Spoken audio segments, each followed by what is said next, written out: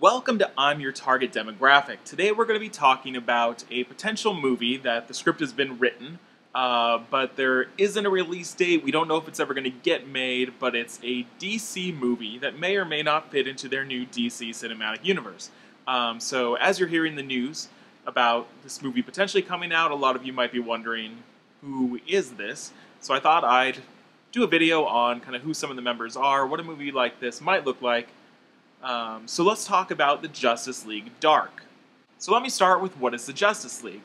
The Justice League is kind of the biggest group in the DC universe full of their heavy hitters, right? So it's Batman, Superman, Wonder Woman, Green Lantern, Flash, kind of all their biggest heroes in one group. But then the Justice League Dark is kind of this other group of heroes that handle problems that you can't just punch or fight. So it's kind of this mystical branch of the Justice League that handles demon invasions and vampires and these supernatural things that the Justice League isn't going to deal with. So there's a lot of heroes that you probably have never heard of, and it's going to be a story that's much darker in nature than the other DC movies. Guillermo del Toro has said that he's finished the script, and hopefully he's going to direct this movie, but there is not a date. So it's in the works. And while the comic series is called Justice League Dark, Del Toro has said that the script is tentatively titled Dark Universe, but would focus on characters from the Justice League Dark storyline. But probably doesn't want to be confused with the upcoming Justice League movies, hence why it'll be called something else. So let's start with who might be in the movie. First off, we have kind of the most probably familiar character, John Constantine. And Constantine got his own movie, starring Keanu Reeves a few years ago, and now he has a TV series that is on, but who knows for how long. It's struggling a bit in the ratings. I like it, but I don't know how long it'll be on the air for. So John Constantine is a detective basically that focuses on occult and mysticism crimes. So he knows a lot about magic, he'll do spells, he'll find out is there someone possessed, he does these mystical cases. Constantine is very much an anti-hero, that he's not always likable, he pushes people away from him, he's kind of crude, generally does whatever it takes to get the job done, but isn't always liked by people.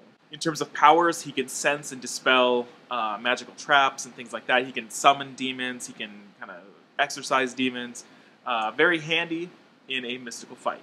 Now the question is, if the TV series does okay, Del Toro did say that he wouldn't be against casting the actor Matt Ryan from the TV show, but since this movie's probably a long ways off, it's doubtful that that show will still exist and doubtful that it'll in any way connect to this movie.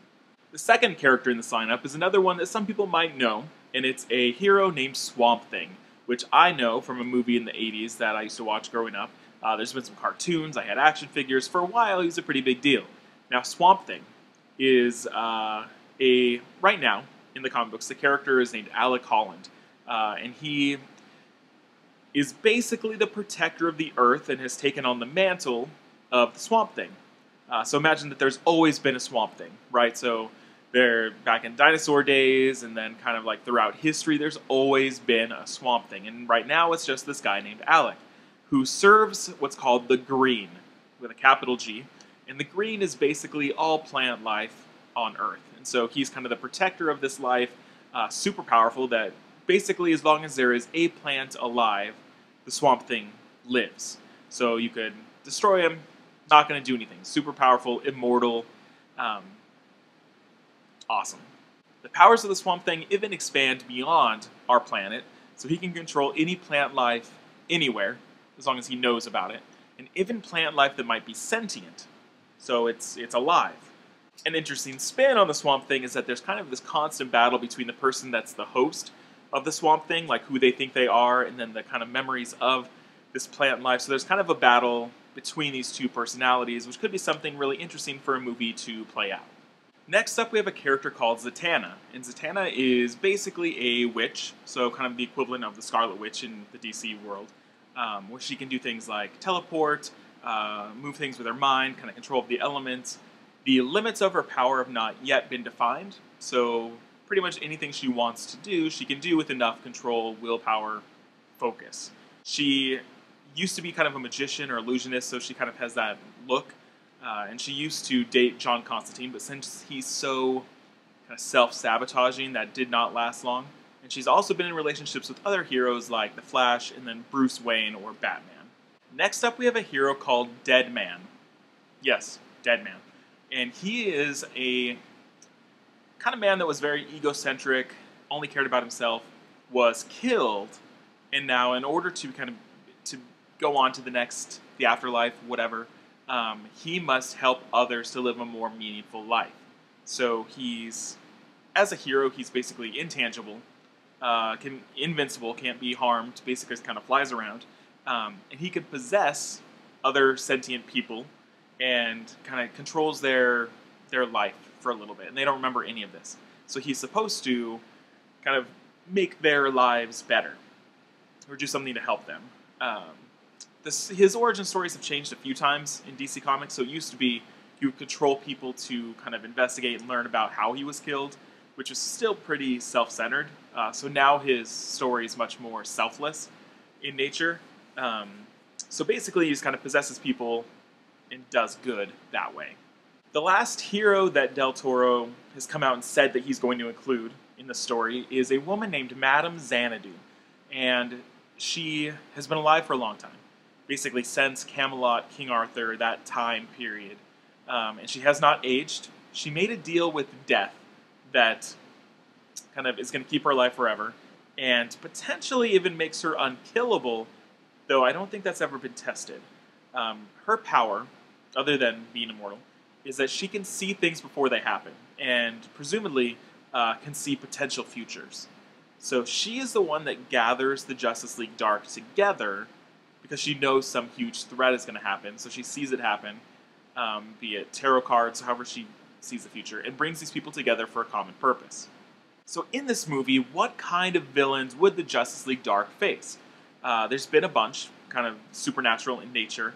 One of the most interesting ones to me, and something that might tie to the DC cinematic universe, is the character of the Enchantress, who is another kind of witch-like character that fights with her kind of human self and then the mystical power that kind of controls her. So it's kind of this back and forth battle. When she loses control, she becomes this kind of almighty force that they must work together to stop. And the Enchantress is going to be in the Suicide Squad movie, likely trying to be redeemed in some way. You can watch that video if you haven't already seen it that I've made. So the Enchantress might be a way to bridge these worlds. There's also a really random villain that Del Toro said will make an appearance, though we don't know if it'll be the main villain. And that's this character named the Floronic Man, like flora, like plants. And this is kind of one of the arch enemies of Swamp Thing, and it's another character that is able to control plants, like he used to be a scientist and got some sort of botany powers. So he controls plants, but he doesn't want to save the Earth. He basically only cares about plants, so he uses them to kind of kill all other life forms.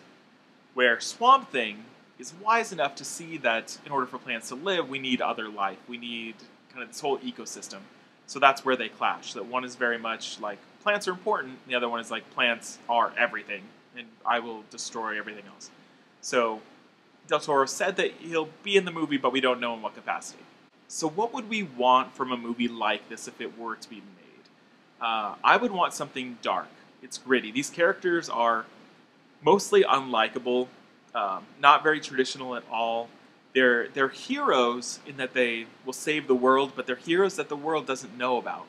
You know, it'll be some sort of supernatural threat that maybe people are unaware of, and they manage to save the day without any sort of appreciation or acknowledgement.